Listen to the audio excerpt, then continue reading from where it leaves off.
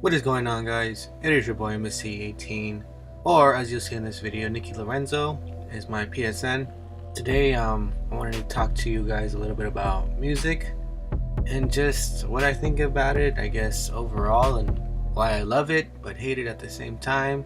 So I was born in 1982, and that was a time of, Biggie, Tupac, the West Coast versus East Coast thing, I believe, because I think they died, 93, 94.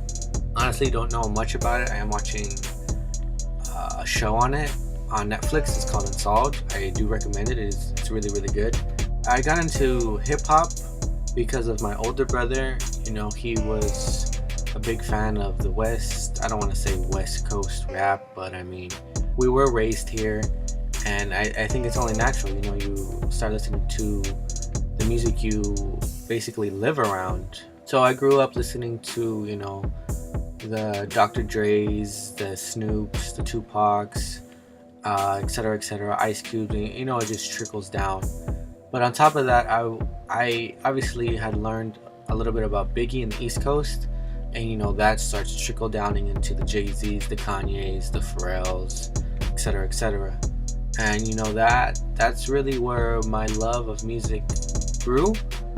In all honesty, I think it was, you always look up to your older brother and you listen to what he listens to because he is an older influence, and that's just a language you speak. Still to this day, that's a language that we speak. And we criticize, I don't want to say criticize, but we have our own opinions. Most of them are actually the same about where music stands, what we think of this artist, where this artist stands, or we can relate to this guy, or this guy has a message, this guy is trash. And he's a little bit more obviously old school. He's 10 years older than me, 9 years older than me actually.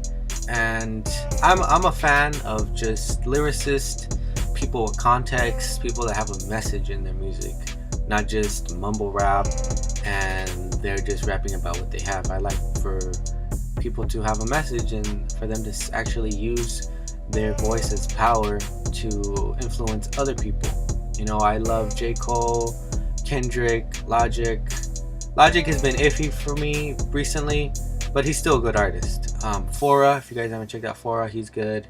I got put on to this dude, his name is Pink Sweats. He's actually really good. He's like an R&B artist, but I do love R&B. I can humbly say that I do have a pretty versatile palette when it comes to music. I do love Adele, Sade. If you guys don't know Sade, she's bad. The Temptations, Smokey Robinson. It can keep going. So I do have a general love for music. What I don't like about this generation's music, and I can stand by Kanye on this one thing, is that rappers are the new rock stars, and they get most of the, I can say, public eye, I guess, or most celebrity, if you will. They're looked at as like, I want to be that guy, or I like this. But I don't like the fact that I know I'm gonna sound like a parent, but it's like kids are listening to these dudes that just rap about girls and having this and their status, and I have bling and whatever, and it really doesn't coincide with me. Like, if you guys have ever heard, I think it's called Window Pane. Window Pane by J. Cole is a great song. That's just one of my favorite songs. There's another song that I like. I think it's on KOD, where he raps about like his taxes. I'm not saying I have a lot of money to talk about his taxes, or to talk about like I'm giving thousands or hundreds of thousands of dollars in taxes to the government, whatever. But he's saying like taxes are taken away from me, and I feel like I should at least have a say in where it goes, like our public schools or whatever. I think that's pretty genius, and the way he goes about it is really, really smart. I'll find it and I'll link it to you guys, or just tell you guys the song. I'm a fan of artistry and people with their own creative abilities and their God-given talent. I know Nipsey Hussle just died. That's very tragic, especially with what he's been trying to do. I didn't know what he was doing or what he has done until like this past week when I got my haircut. My barber was telling me all these things that he was doing, and you know how much of an impact he was making in his community, how he was giving back to it. You know, it's really sad to just see someone like him die. He wasn't a big influence of mine, but I know he is and was a big influence to just many artists. And you know, we should really, obviously, it's common sense to like never kill nobody. It's just like it's stupid, really. But with that, I hope you guys do enjoy the video. I apologize for the audio once again.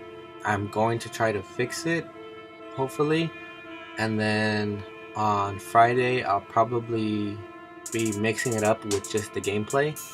I'm also going to be giving to you guys a lo-fi beat, I promise. I know I've been saying it for weeks, but I'm done. I'm done with making excuses. So I'm probably going to be uploading a Modern Warfare Remastered free-for-all, just a free-for-all Friday, and then the lo-fi beat. And I think what I'm going to be doing is just taking away the complete game audio and just giving you guys the beat, simply because I do want to make a playlist on lo-fi beats. So for those of you who are in school and like to study to that, you guys can just come and click on one of my playlists and just, you know, study if you want, without any, you know, minor distractions, I guess, in the audio, the gunshots and the vocals that the game has. Please leave a like on this video if you guys did enjoy. Comment down below on maybe a style of lo-fi you guys want to hear, or something you guys want me to talk about.